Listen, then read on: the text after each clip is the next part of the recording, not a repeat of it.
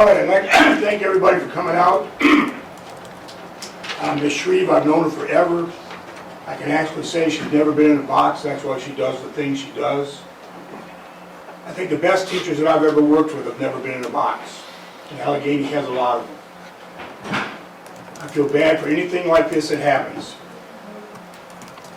So I'm going to make this statement. My wife said that I could make it tonight because I'm on her good list this week. I promised her for the first 3 meetings I would be cordial, kind, and non-aggressive. This is the 3rd meeting. Please come to the meetings from now on because I will become a totally different person. I'm going to protect the kids and the teachers in this school system. Whether the people up here like it or not, it's up to them. I taught for 52 years. My whole objective in life is to educate and protect children, not adults. But in this day and age, it seems like the adults in the school system need as much protection as the kids. The one thing I hear from teachers constantly, they don't respect us, they don't appreciate us, they don't care. I would like an administrator to tell me that instead of telling it to a teacher. None of us would be here if it's not for the bus drivers, the cafeteria people, and the teachers and their paraprofessionals. Our job is to protect those people. I'm not a chemist. I have a crap house full of education. I can't tell you whether going back into Covington high school or middle school is good or not. All I hear are the complaints, and there are a ton of them. So please can keep coming to the meetings. If it gets too crowded, I'll insist that we go to the academy across the street. I want the place to be full. You guys can talk for 3 minutes. If 50 of you talk, 150 minutes. Get it in. Say what you got to say. Because until the air is clean and all's taken care of, we cannot fix these problems. Because bitterness and anger are doing nothing but ripping us apart. And guess who's hearing that? The people I want to protect, the kids. So let's get off of whatever soapbox we're on, do what's best for the kids, either that or get out of the road. Sorry, I didn't mean to take up your time. That's it. Mr. Woodson. Yes, sir. A couple things. I'd like to thank all the folks that participated in Bob and myself's orientation. Mr. Wilson was there as well, probably didn't need it as much as we did, but I know that time's hard to find, and he spent some quality time with some of the administration staff on Friday. Very enlightening.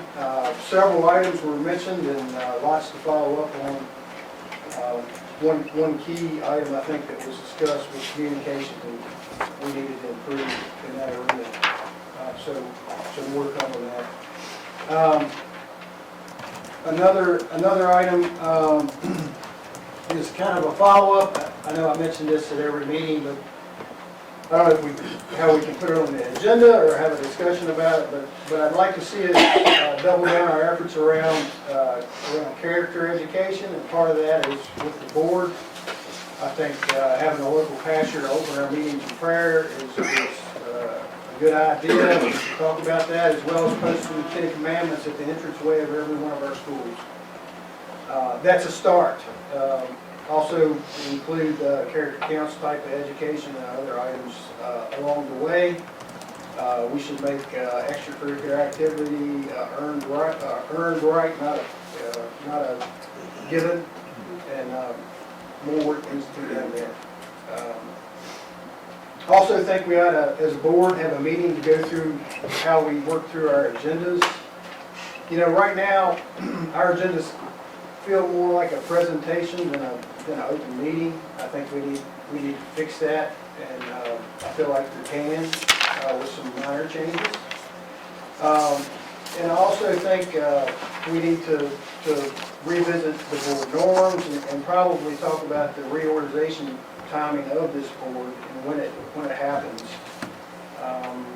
because typically those reorganization meetings happen after an election and a new a new board is put in place versus the way it's happening today.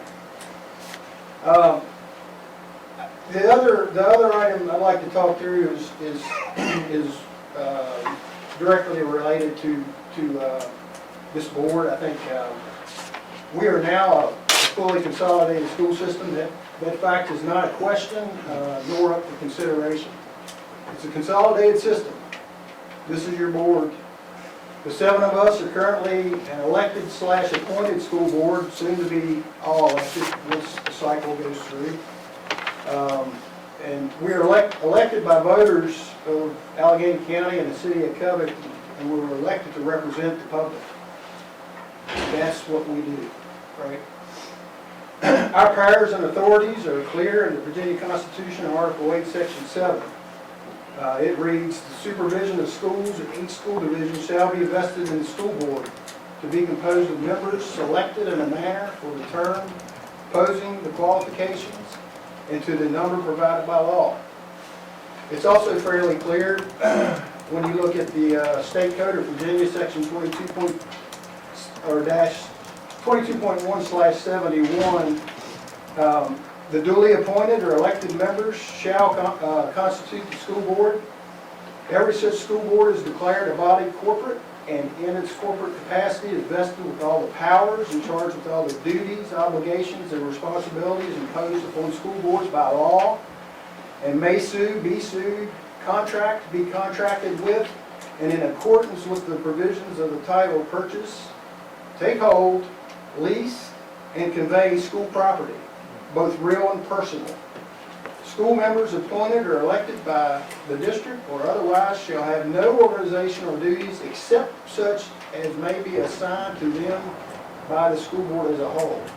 Together, we are the authority of the school system. Separately, we're nothing, basically. Okay? So this school board is a board. My personal opinion, again, this is getting off track a little bit, but not totally, so bear with me.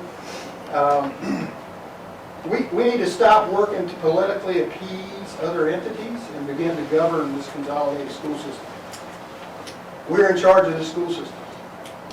We need to ask ourselves in each situation, what is the best action to take to provide our students and staff with as many opportunities as well as with the best tools and the best and safest surroundings to be successful in every endeavor, and to do so as cost efficiently as we possibly can for the public, taxpayer.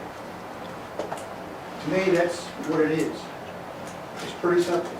Those are the things we need to ask ourselves in every situation. We cannot impede the progress of the school system to prioritize one building that has 86 years of glorious history over a more modern facility that is just 24 years old. Likewise, we cannot let 9 miles of distance prevent us from offering our best to a larger student body, nor keep us from operating our consolidated system as efficiently as possible. We are charged with that duty. That is, in fact, our duty. My ask tonight is this school board and this community is please stop bickering. To Bob's point earlier, we can't get anything done together if we're bickering at each other and beating on doors or whatever the case may be, right? That's not the path forward to get to a good resolution. So let's stop bickering and playing politics and start putting our kids' opportunities of success first. That is why we are all here, period. It's not to play politics. It's not to make one person happy over another. It's not to appease somebody that says, I'm going to take my ball and go to my house if I don't get my way. That is not what we are here to do. There will be more to come. I just ask you to be patient, get involved, participate proactively, and try to cut the bickering out. Let's move forward and do the best we can.